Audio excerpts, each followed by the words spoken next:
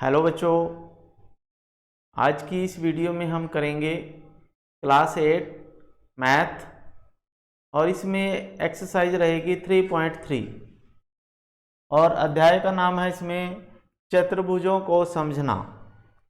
तो इससे पहले 3.1 और 3.2 मैं पहले करा चुका हूँ। अगर आपने नहीं की इसी चैनल पे आपको मिल जाएंगी। तो 3.3 कराने से पहले मैं आपको इससे संबंधित कुछ बातें बताऊंगा। तो सबसे पहले समलंब क्या होता है? समलंब, तो समलंब एक ऐसा चतुर्भुज होता है जिसमें दो भुजाओं यानी दो भुजाएं समांतर होती हैं। जैसे आपके पास एक भुजा ये है और दूसरी भुजा ये है, और इस तरह से कोई हमारे पास चतुर्भुज है। तो इसमें ये भुजा और ये भुजा, दो भुजाएं इसकी समांतर होंगी और दो भुजाएं असमांतर होंगी, तो वो होगी समलंब। क्या होगी? समलंब। ठीक है। तो समलंब क्या होती है? जिसकी दो भुजाएं समांतर होती हैं, दो भुजाएं असमांतर। अब जैसे ये दो भुजाएं समांतर हो सकती हैं, लेकिन ये ऐसी भुजाएं हो सकती हैं इस तरह से, तो ये भी एक समलंब है। तो दो भुजाएं इसकी समांतर होंगी और दो भुजाएं असमांतर होंगी, तो उसे हम समलंब कहते हैं। फिर उसके बाद आता है आपके पास पतंग। पतंग क्या होती है? पतंग होती है, देखो इसमें एक इस तरह से भुजा होगी, एक इस तरह से, और दूसरी भुजा ये और ये। तो इसमें दो भुजाएं एक समान होती हैं और दो भुजाएं अलग अलग होती हैं। जैसे ये भुजा इस भुजा के बराबर होगी और ये भुजा और ये भुजा दोनों बराबर होंगी, तो ये एक पतंग होती है। क्या होती है? पतंग। ठीक है। तो पतंग में दो भुजाएं समान होती हैं। ये दो भुजाएं जो एक दूसरे से एक बिंदु पर जुड़ी होती हैं, तो ये एक दूसरे के समान होती हैं और दो भुजाएं दूसरी समान होती हैं। ठीक है। तो ये पतंग है। फिर उसके बाद है, आगे है आपके पास पतंग की। ये पतंग की क्या है? चार भुजाएं होती हैं और अलग अलग आसन भुजाएं बराबर होती हैं। यानी दो आसन भुजाएं ये बराबर हैं, दो आसन भुजाएं ये बराबर हैं। ठीक है। फिर उसके बाद है आपके पास समांतर चतुर्भुज। अब समांतर चतुर्भुज क्या होती है? तो समांतर चतुर्भुज में देखो क्या होता है। समांतर चतुर्भुज में जो आमने सामने की भुजाएं होती हैं वो समांतर होती हैं। जैसे आपके पास एक ये और ये दो भुजाएं समांतर होगी एक दूसरे के, और जो ये भुजा है और ये भुजा है, तो ये इसके समांतर होगी और बराबर होगी, और ये भुजा इसके भुजा के समांतर और बराबर होगी। तो समांतर चतुर्भुज की विशेषताएं क्या होती हैं? ये समांतर चतुर्भुज की आप चित्र देख रहे हो। ठीक है। तो समांतर चतुर्भुज की जो गुण है तो वो क्या होते हैं? देखो, एक समांतर रेखाओं के दो युग्म से मिलकर बनती है। दो समांतर रेखाओं के युग्म है, ये इसके समांतर है, ये इसके समांतर है, तो ये समांतर चतुर्भुज है। इसमें दो युग्म जो होते हैं समांतर होते हैं, जिसकी सम्मुख भुजाएं समांतर होती हैं। तो समांतर चतुर्भुज की सम्मुख भुजाएं ये इसके समांतर है, ये इसके समांतर है। फिर उसके बाद जो समांतर चतुर्भुज है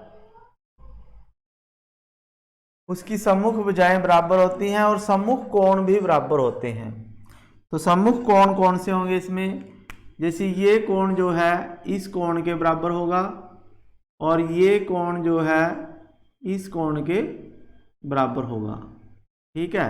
तो सम्मुख कोण बराबर होते हैं। ये कोण इसके बराबर होगा और ये कोण इसके बराबर होगा। तो ये समांतर चतुर्भुज के गुण हैं। क्या है? समांतर चतुर्भुज। तो समांतर चतुर्भुज में जो सम्मुख कोण होते हैं, आमने सामने के कोण बराबर होते हैं, आमने सामने की भुजाएं बराबर होती हैं और समांतर होती हैं। ठीक है, तो उसके बाद जो समांतर चतुर्भुज है उसकी सम्मुख भुजाएं बराबर होती हैं। तो ये भी इसका गुण है समांतर चतुर्भुज का। और इसका एक गुण और भी है।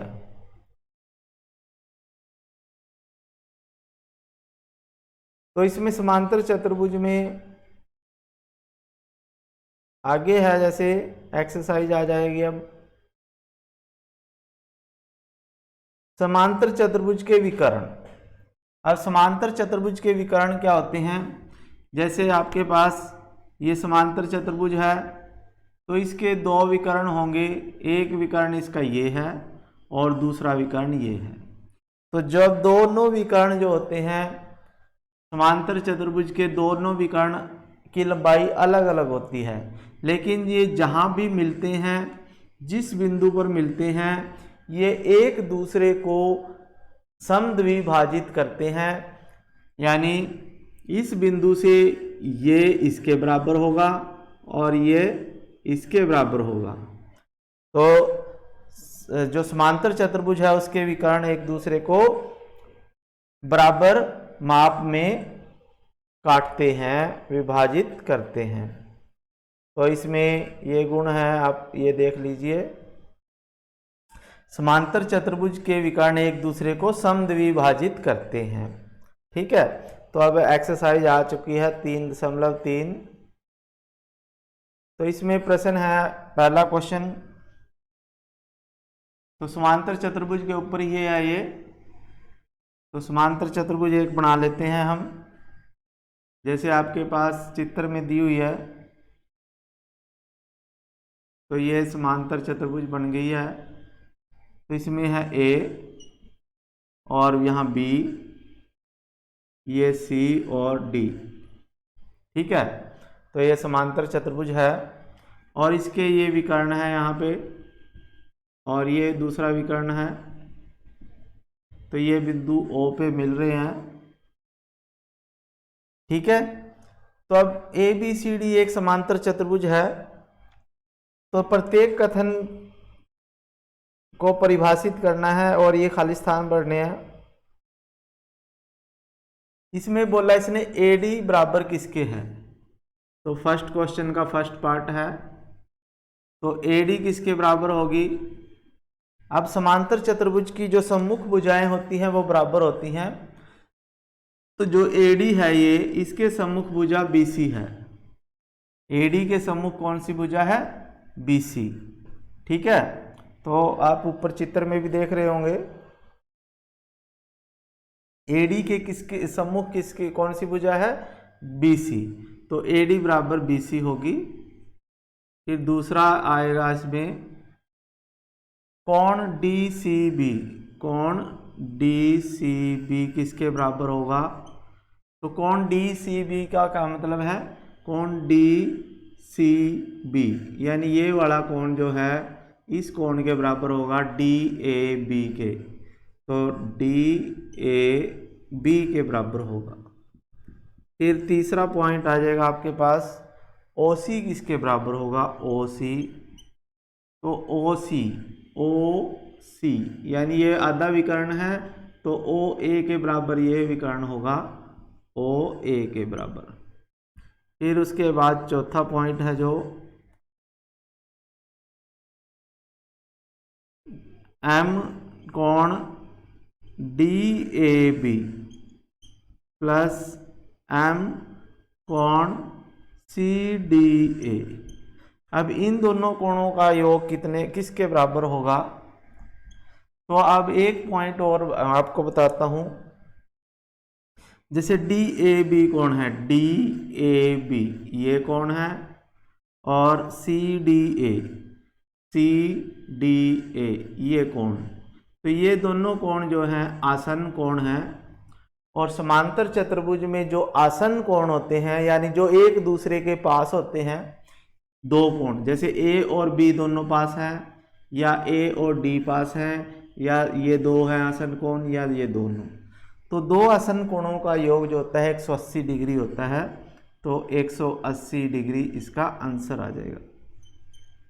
ठीक है, तो फर्स्ट क्वेश्चन के 4 पार्ट थे, ये चारों हो गए हैं।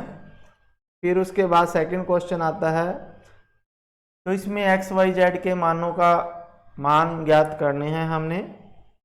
तो ये चित्र है जैसे दूसरे क्वेश्चन का।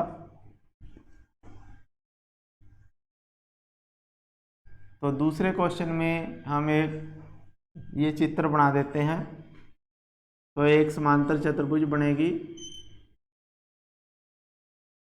और इसमें ए है, बी है, सी है और डी है। ठीक है, तो यहाँ पे जेड है, यहाँ पे 100 है और यहाँ पे एक्स है और यहाँ पे वाई है। तो इनका एक्स वाई जेड का मान हमने निकालना है। तो दूसरे क्वेश्चन का ए भाग है ये, या फर्स्ट पार्ट है। तो अब हमें पता है ये इसके बराबर होता है, आमने सामने के कोण। तो y बराबर क्या है 100 सम्मुख कोण, सम्मुख कोण, यानी समांतर चतुर्भुज के सम्मुख कोण बराबर होते हैं। तो y बराबर 100 होगा, तो y का मान तो 100 आ गया। अब हमने निकालना है x और z का। अब हमें पता है ये दो आसन्न कोण हैं, हमें पता है z जमा 100 180 के बराबर होगा। तो ये आसन्न कोणों का योग, आसन्न कोण का योग, आसन्न कोण का योग कितना होता है 180 डिग्री होता है। अभी मैंने पीछे बताया आपको। तो z जमा 100 बराबर 180। तो यहाँ पे आ जाएगा आपके पास z बराबर 180 माइनस 100। तो z बराबर आ जाएगा आपके पास 80 डिग्री। ठीक है, तो z 80 आ गया, तो x भी z के बराबर होगा। तो x भी बराबर z और ये भी 80 डिग्री होगा, क्योंकि ये सम्मुख कोण है। कैसा है? सम्मुख कोण। ठीक है, तो अब इस तरह से y, x और z तीनों का मान आ गया। तो एक तो आंसर 80 है, x, z भी है 80 है और y भी 100 है। तो इस तरह से हमने इनका मान निकालना है। ठीक है बच्चों, फिर अगला क्वेश्चन है आपके पास, इसी का सेकंड पार्ट है। तो इसमें देखो हमारे पास चित्र दिया हुआ है ये इस तरह से, और फिर ऐसे आएगा, और फिर ये इस तरह की समांतर चतुर्भुज है और ये आगे निकल गया। तो ये 50 डिग्री दिया हुआ है और ये y है और ये x है और ये z है। तो हमें निकालना है x y z का मान। अब देखो ये 50 है, ये y कितना हो जाएगा? वो हमें पता है y जमा 50 180 डिग्री के बराबर है। तो y कितना आ जाएगा 180 माइनस 50 बराबर 130 डिग्री। तो y का मान कितना आ गया 130। अब y और x दोनों बराबर हैं, तो x भी y के बराबर होगा और ये आ जाएगा, क्योंकि y 130 आया तो ये x भी 130 होगा, क्योंकि ये सम्मुख कोण है। कैसे हैं? सम्मुख कोण। और फिर z क्या होगा? अब ये 50 है तो ये अंदर वाला भी 50 होगा। ठीक है, क्योंकि ये सम्मुख कोण है। और z कितना होगा 180, क्योंकि इन दोनों का योग 180 है। तो z आ जाएगा आपके पास 180 में से 50 को कट कर लो, तो ये आ जाएगा आपके, या x के बराबर ही z होगा। तो ये भी 130 आ गया। तो जेड कितना आ गया? 130 डिग्री। तो इस तरह से हमारे पास एक्स 130, वाई भी 130 और जेड भी 130। तो तीनों कोण 130 डिग्री के आ गए हैं हमारे पास। एक्स भी 130, वाई भी और जेड भी, तीनों 130 डिग्री के कोण आ गए हैं। ठीक है बच्चों। फिर उसके बाद है आपके पास अगला क्वेश्चन आता है, इसी के अगले पार्ट हैं ये। तो इसमें भी एक्स वाई जेड का मान निकालना है हमने। तो इसमें चित्र देखिए, हमारे पास ये चित्र है इस तरह से, ये इसके समांतर है, ये इसके समांतर है। अब ये 90 डिग्री का दिया हुआ है और ये x, ये y और ये 30 डिग्री का दिया हुआ है और ये z है। तो हमने इनका मान निकालना है x y z का। अब x तो ये आमने सामने के कोण होते हैं, शीर्षाभिमुख कोण, तो ये 90 का है तो x भी 90 का आ जाएगा। तो x बराबर 90 डिग्री, तो ये आ जाएगा शीर्षाभिमुख कोण, शीर्षाभिमुख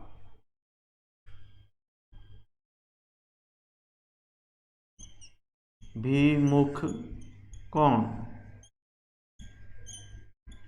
ठीक है, शीर्षाभिमुख कोण आ जाएगा। फिर उसके बाद x तो आ गया 90 डिग्री और ये 30 का है, तो y क्या आ जाएगा?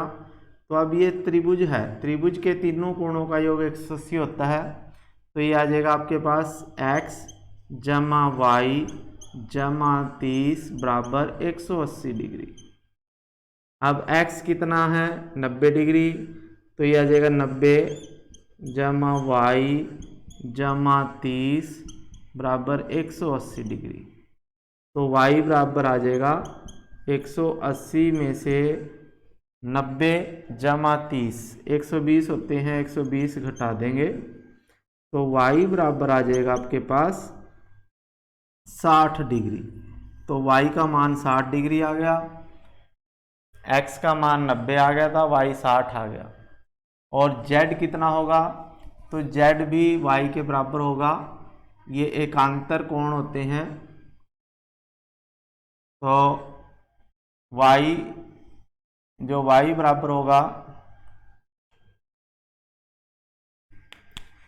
तो y बराबर z, या z